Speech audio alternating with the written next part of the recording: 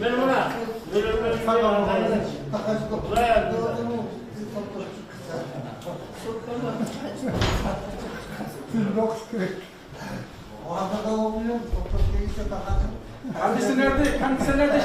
Kendisi nerede işletken kilitli ömrümüzden olsun ha? Şimdi evde oynuyorlar. Evde oynayanın var mı ömrümüzden olsun? Bu çekitten Bahadır'ın evinde adamdır. Evde bizde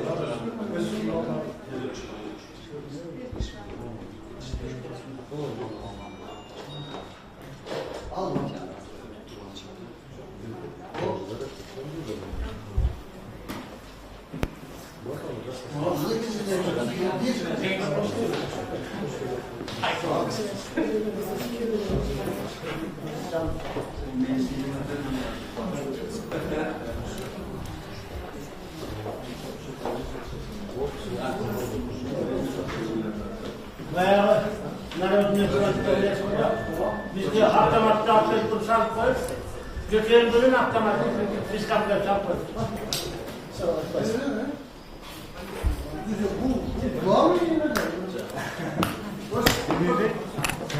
Yem ne geçiyor şu çekip önce. Bu işte mi geçiyor? Nasıl yapayım?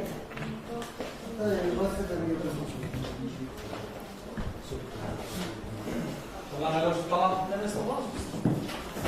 İnteriyorlar. Куда же правда? Hatta ne geçiyor? Кто понимает версию музей? Bu orası bulunca. Yok sanma. Sen oraya Üsküdar gel ağabey. Sen kendini durur musun oğlum? Sen Hakikat.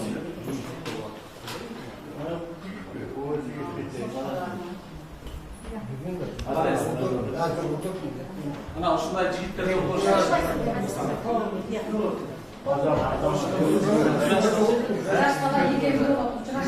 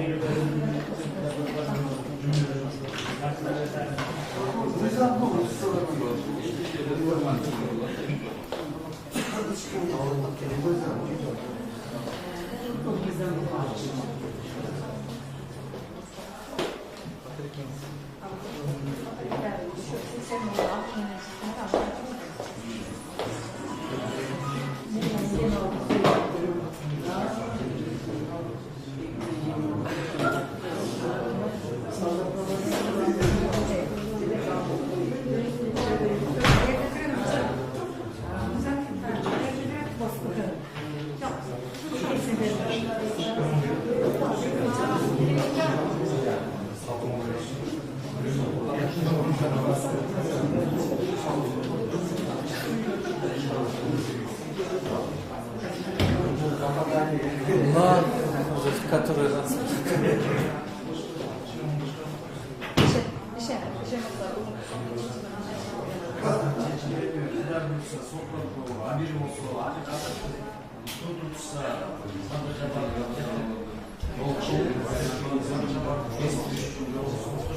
Bir daha neyiz çok.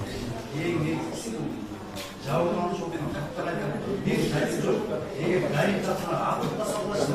Bir gayet çok. Aslında söz oyuncu bunu bu akşam şarkı sokaklarda şarkı çeşitlerinin güçlü kaldırıyorlar. Hiç sebepsiz neyiz çok. Kavga etmeyin lan. 10-15 gün öyle Görsetmeler bile boşun. Naris Kalçayev bir küçük baba var. Sadece başlık bizge çaldı degen negizden oturda sadece zapatı kesken olsun. Ama ne boş olup içeri verip aytılar. Video abraşınca boyunca bizde bu kıyımkadan kıynaştı. Paket çekilişti. Sadece zapatı karşı görsetme öğresinde. Karşı görsetme öğresinde. Prezident aytılar. Sizlerde familia yapalım. Sırası boş olup Bizni so'qol keksaylikmi? Bizni qaysi bayram boshlatsak, bizde помилование qilishib boshlatsak, buni asıl qilib boshlanib, erkingizde жүріп, intervyu berip atacak. Sadır Japarov hech qanday bilgisi yo'q. Biz bu kemdan SMdan paket kiygiz qilashdi. Endi o'shani asıl bu yerda turgan prokuror jo'q qo'shiladi deydi. Prokuror jo'q qo'shiladi, Ibrahim jo'q qo'shiladi. O'z kuchida rasmida.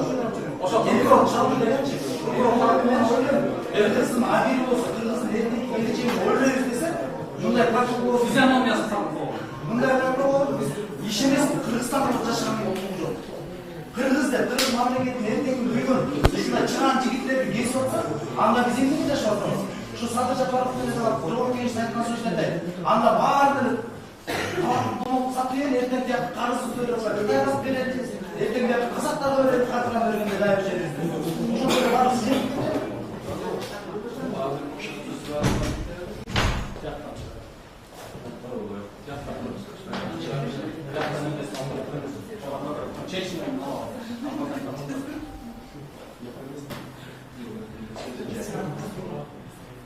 Mana bemayla ko'rishlar. Facebookda. Prokuror suratda chiqdi. Mana. Bo'ldi. Yo'q, Yo'q, shunday. Lekin baribir buni jazo chiqadi. bo'ldi.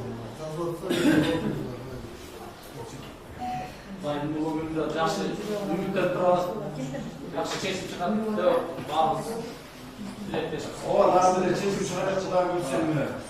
Oşan satsa Hatta bir de sonra 3 saat duran bu Orosor ayında, Orosor gününde gecede kadı tün oldu, kadı tün 3 gün önce ulu günlerin biri şurada ulu günlerde hakikat çeşitli çıkar. Soktor kadar görürsen, Kırgız, Zulun, Tekin, Der, Büyük, Der, Üçelim, Sadır Japarov taktaydı. Sottorga жүрөгүнө ыйман берсин. Акыйкат чечип чыгарасына толук ишенебиз. Çigirmek yapıyorsun. O sene koyuyoruz. Çigirmek yapıyor, çigirmek.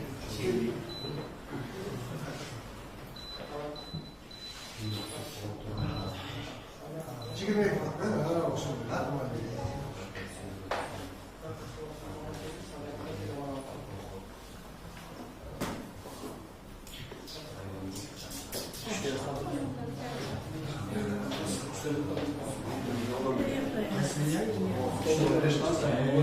Üçten dokuz.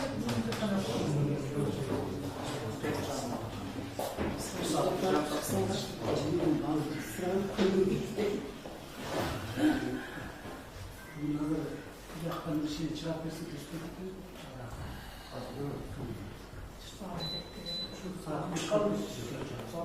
Gözünde bizi toplumsuz türlü çıkış gerekiyor.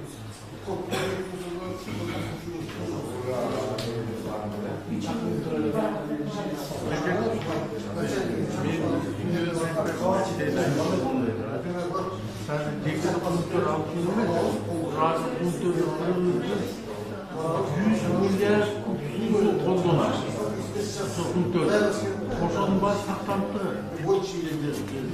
Эгерде ошол жерде жекеле кыргыздарыбыз бүтүн орта жерлердин баардыгы жок. Ошону эске алышып коюңуз. Алтын үчүн жок Петров эмес, аткоттор чоңойгон. Петров өзү жок, анын суусу колдон. Ошол таза суунун мөңгү суусу угайланып чогулуп турат. Баары калп ушактарды көлгө келбейт. Көлгө келбейт. Ал нарын суунда нарын сүтүнө 15 мүнөттөй барып түшөт. Ошол нарын суусуна балкашка чейин барат. Сиянетпи?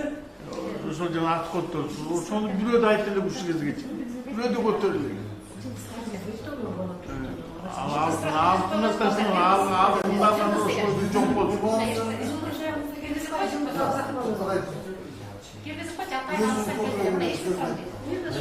Ağabeyde üstüne şu orada. Sen camon bala kestin. Ministriyem burada. Esen'in председателі. Телевизорде kapkabay sört ölçüyor.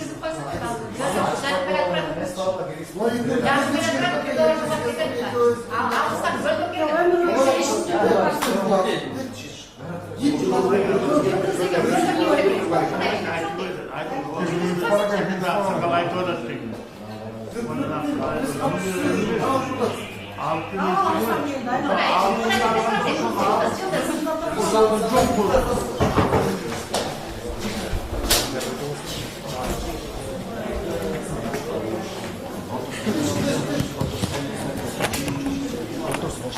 Dostlar Bayım Bey.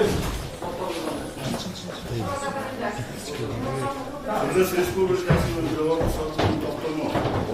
yıl 2018 yıl Bişkek şehri.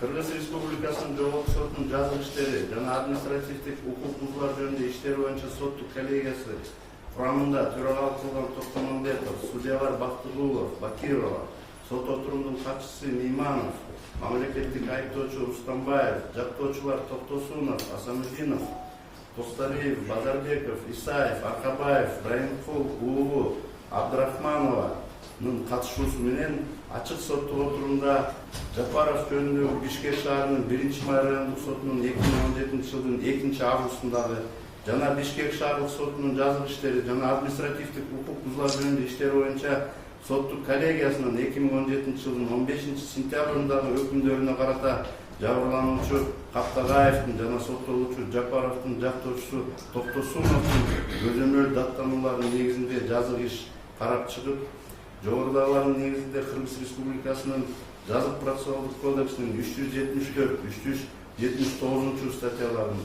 383 статьясынын 1-бөлүмүнүн 1-пунктун жетекчиликке алып, Кыргыз Республикасынын жогорку сотунун соттук коллегиясы токтомдулар.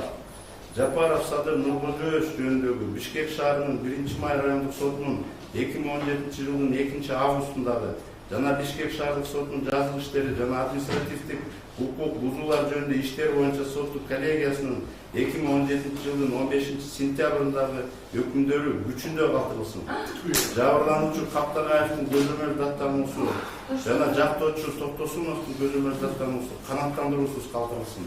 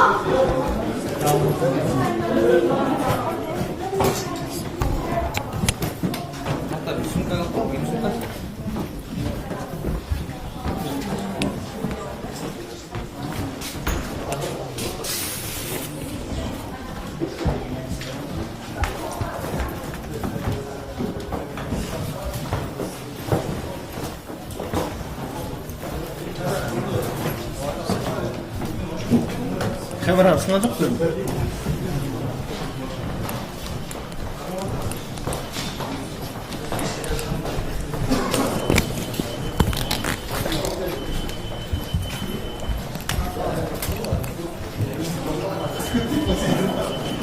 Böyle hadi biraz görsen ya.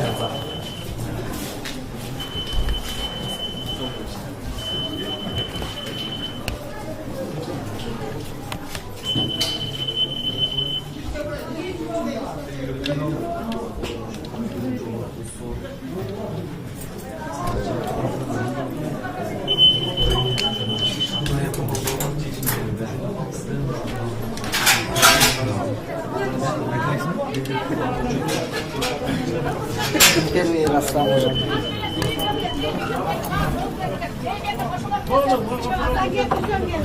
Hasan geldi, vizyon geldi. İşemdeyle oldu. Biz hazır bugünkü satır ceparatı sırada bardığın bilgisi. Çıldığında Oldu. adres yok. Şimdi böyle olmayınca bilinmez. Çıldığında satır yaparsın. Hiç ülkesin halinden geldi. Bardına çok ulan akıyım. Evet lan.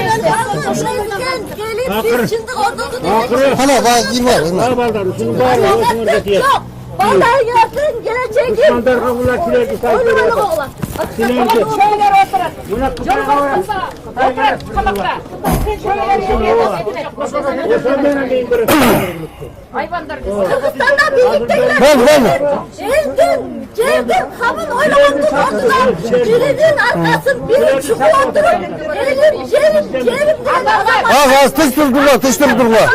Atambayev private. Kırgızistan'da Hurmatlı Kırgız elim, hurmatlı Kırgızstanlıklar, bugün nizamsız çekim çıktı.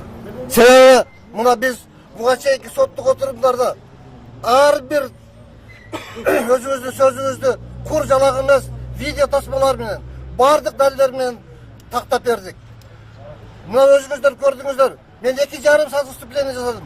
Ağır bir sözümü, faktı menen, buna keçe 7. iyun günü Sotlar Komissiyası, Tartip Komissiyası qarab, 2. instansiyada qaragan sottun oturumunun төрағалық qiluvchisi Жаңыл Мамбеталыны ошол убактагы тартип бузгандыгы боюнча туура деп таап туруп, аны жазалап атат. А бирок бүгүн мына өзүңүздөр көрдүңүздөр, мамлекеттик айыптоочу деген биз ага отбот бергенбиз, кыргыз тилин билбейт экен, кыргыз тилин билген адам катышсын деп. Келип болгону 200 сүйлөм сөз сүйлөдү. Мына ушулардын гана 4 фамилия, Жумабековдун, Жумабаевдин, Калчаевдин, Качагановдун,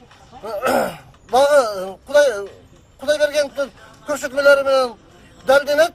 Ошондуктан күчүндө калсын деген гана сөздү айтты. Мына ушул 2 сүйлөмдүк сөздү биздин канчалаган далилдерди келтиргенибиздин бардыгын ушул 2 сүйлөм менен жок кылды. Бул соттор түп тамырынан бери жоюлган сайын Кыргызстанда адилеттик болбойт деп ойлоймун. Анткени булардын чыгарган соттун өкүмү дагы, бүгүнкү токтому дагы, буга чейинки өкүмдөр да бардыгы мыйзамсыз. Мына бүгүн соттук отурумда жабырлануучу деген Эмилбек Каптагаев кошумча убакыт сурап туруп 3 мүнөт убакыт берди. Ошо 3 мүнөт убакытты айтып берип атат. Ошол мезгилде мен барымтага отурган убагымда ошол мезгилдеги өкмөттүн пресс катчысы Токтогулова деген мен барымтада отурганда эле Каптагаев барымтада эмес, ал бош, аны бөлөк адамдар уюштурду деген сөздөрдү таратып, ошол маселе боюнча бул ошол убактагы УКМКнын төрагасы Бусурманкулов менен ошол убакта ички иштер министри Абдулдаевдин жана президент Атамбаев, Каптагаев төртөөбүз отуруп сүйлөшкөнбүз дейт. Ошол төртөөбүз отурганда эмне үчүн мындай жалган маалыматтар таратып атасыңар дегенде, буну териштиребиз деп туруп эртеси кайта алардын бардыгынын сөзү күчүндө калды дейт. Демек, булар бардыгы өздөрү уюштургандыгын толук далилденди. Мына прокурордун милдети сөзсүз каралоо эмес, сөзсүз эле ошол жерге келип туруп, мурдагы өкүмдөрдү күчүндө калтырыш деген эмес. Прокурор деген мыйзамдуулукту сакташ керек. Мыйзамдын негизинде ал талап кылыш керек. Жабырлануучунун restoranasında болады прокурор деген. Бүгінгі күнде жабырланып жатат. Менің атымы Садыр Жапаровты қамауға бұлғауағыла. Мен Садыр Жапаров үстінен арыз жазған емесмін. Садыр Жапаров ешқандай көрсетме берген емесмін. Садыр Жапаровты бұл ішке күнәлі деп айтқан емесмін. Бүгін дағы ошол ойымдамын. Садыр Жапаровты менің барымда қалғанына тиешесі жоқ деп айтып отыр. Анан ушундай өкүмдөн кийин бүгүн ушул соттор күчүндө калтырса, биздин өлкөдө мыйзамдуулук орноду дегенге бир дагы негиз жок. Мыйзамдуулук, мыйзам тебеленгенин далили бул. Мен юрист катары так айтамын. Себеби биз дагы өзүбүздү эме кылып туруп, Орозонун улуу күнүндө ушул өкүм чыгарган, ушул токтом чыгарган соттордогу абийирине койдук. Кудай сөзсүз жазалайт. Мына көрүп атабыз. Кече эч кимге моюн бербей, Кудай менен тең болгон адамдар бүгүн кандай болуп атат.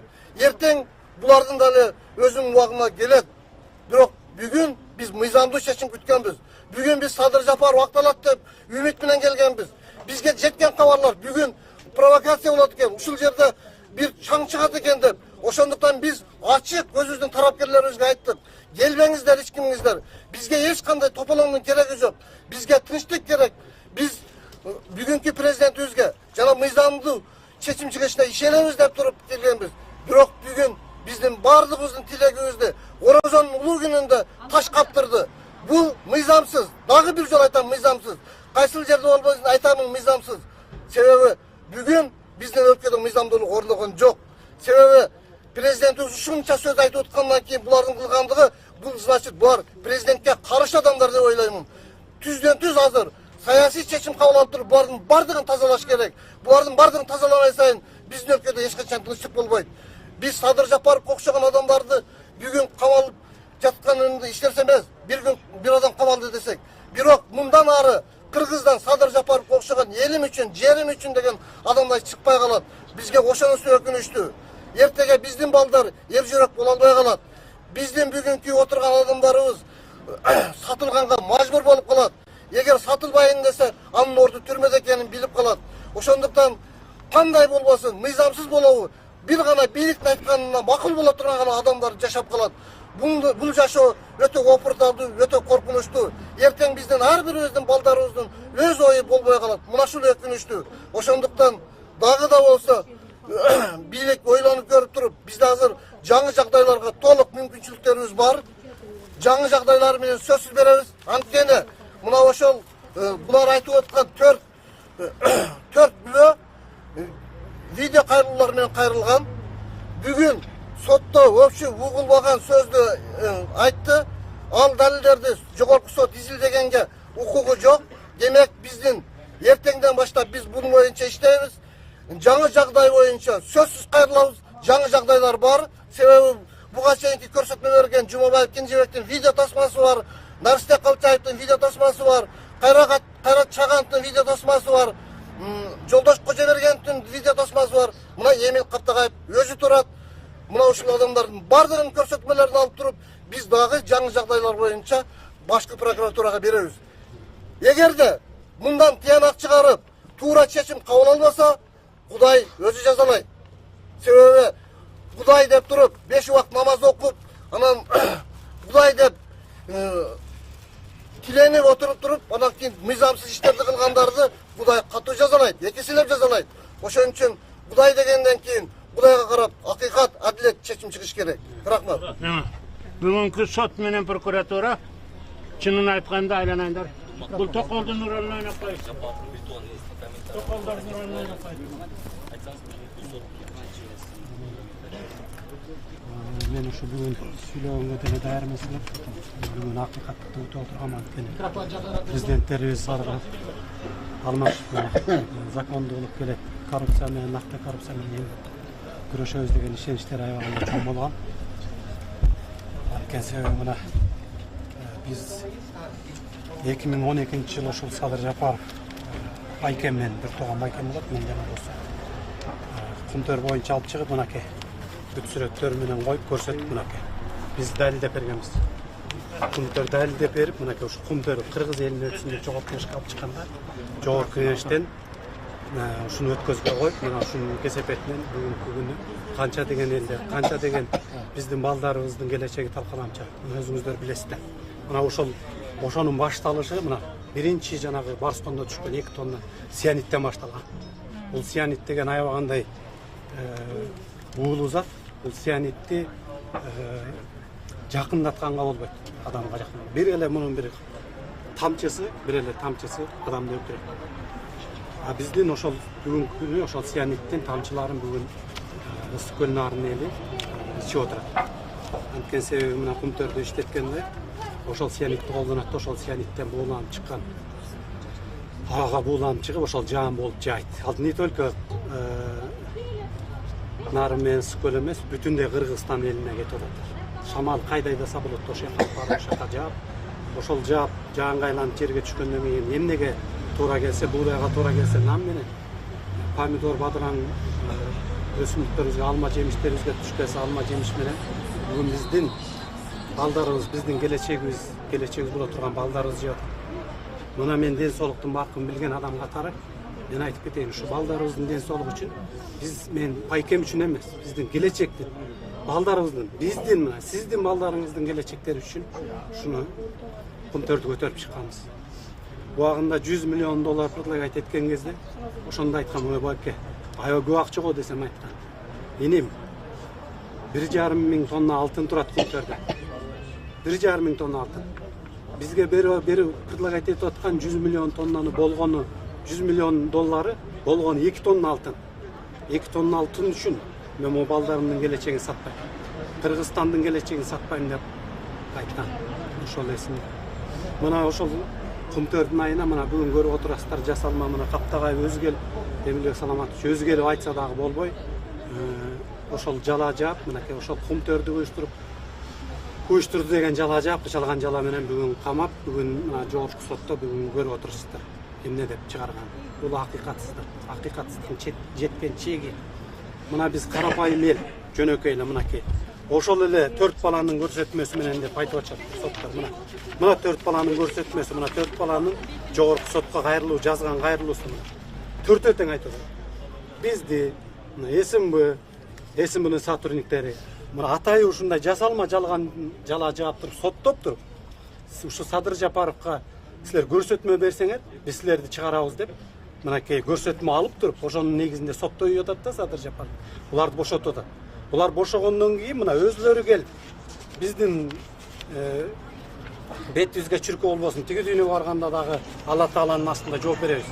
Биз ошон үчүн чындыкты айтып коелу деп келип мына письменный дагы, видео кайрылуу менен дагы бизге берди. Биз алып келип мына сотко бергенбиз. Сот муну караган жок.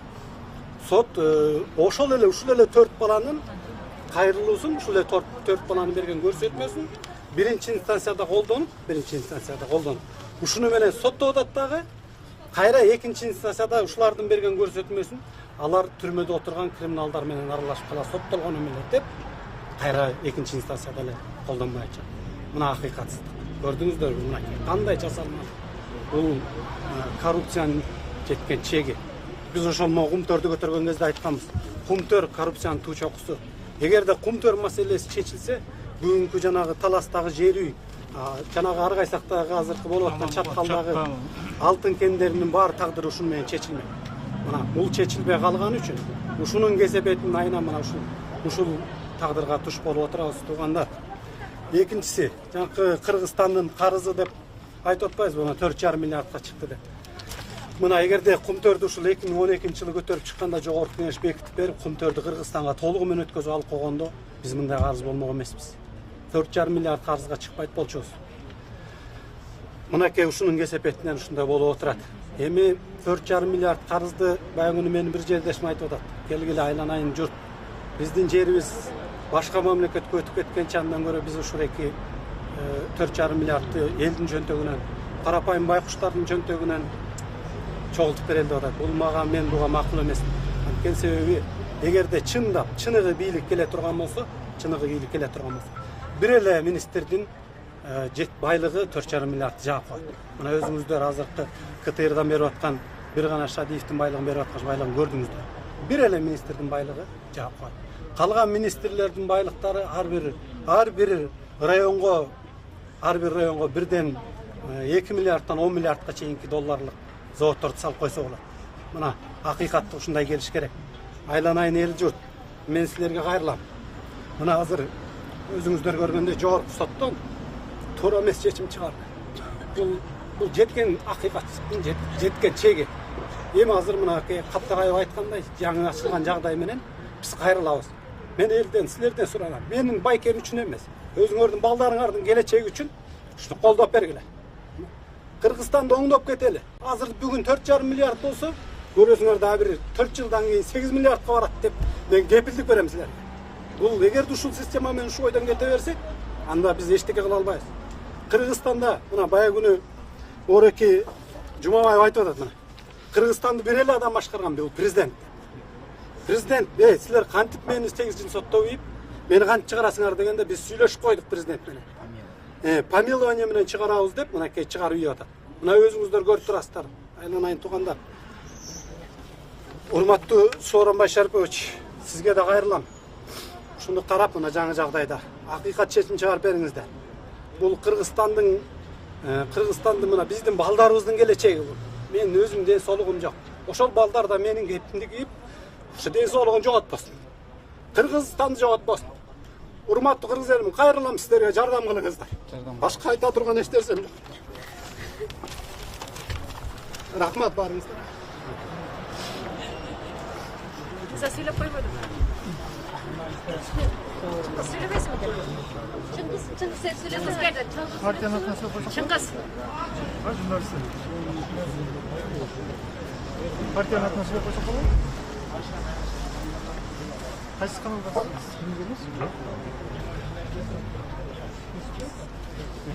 Прямой берди.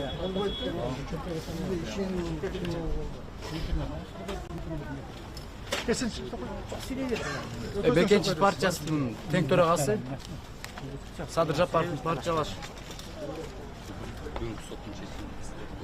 Биздин көз карашыбыз албетте каршыбыз чечимге. Аябай мыйзамсыз чечим. Биз мында баардыгын айтып кетишти жантандар. Мен кыска эле айтсам, Бекенчил партиясы эле эмес, негизи кыргыз эли колдоп турган өтө мындай маанилүү окуя болчу да бүгүнкүчө. Эртең орозо айтып эле биз аябай жакшылык үмүт этип атканбыз. Урматтуу президентибиз дагы айткан сөздөрүнө аябай ишенип, бир эле Бекенчил партиясы эмес, бүткүл кыргыз эли ишенип турган да булачы. Мына бүгүн бир чын эле биз адилеттүүлүккө чыктыкпы, кыргыз эли мындай оңоруу жолунда кеттикпи деген чечимди бүгүн элдин баары бирок тилекке каршы андай болбой калды. Эми биз Бекенчил партиясы негизи башынан бери мыйзамдын негизинде күрөшкөнбүз. Кантип күрөшүш керек көрсөтүп бератабыз. Лидерибиз бизге ошондой мүндөгөн, багыттаган. Биз дагы аягына чейин Бекенчил партиясы эле эмес, бүткүл кыргыз эл. Мекенчил деген сөз бул ар бир кыргыз мекенчил болуш керек. Мекен үчүн күйүш керек. Ар бир мекен үчүн күйүп аткан кыргыз кайдыга карабайт. Биз аягына чейин президенттен, жогорку кеңештен, министрлерге баардыгына кайрылабыз. Керектүү турганда биз мыйзамдуу чечимди аягына чейин талап болобуз. Анткени башыңарга минип алган нерсе ушундай кетип болсо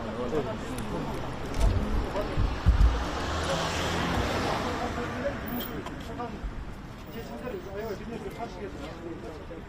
Бирок биз ойлойбуз, мүмкүн аягына чейин дагы мыйзамдын негизинен азаматтык айтып берди. Жаңы жагдайлар бар.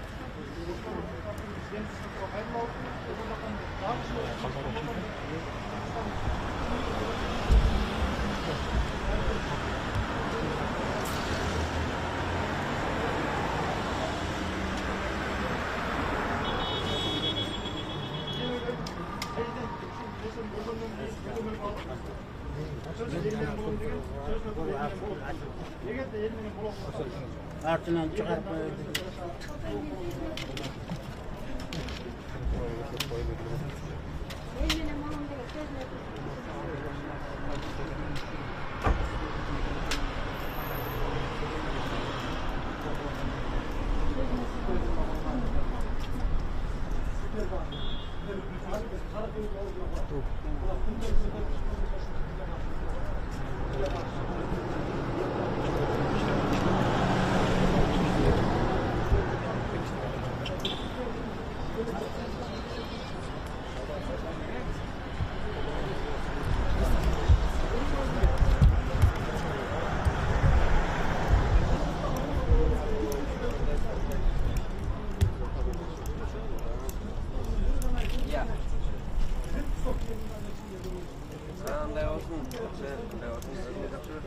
Thank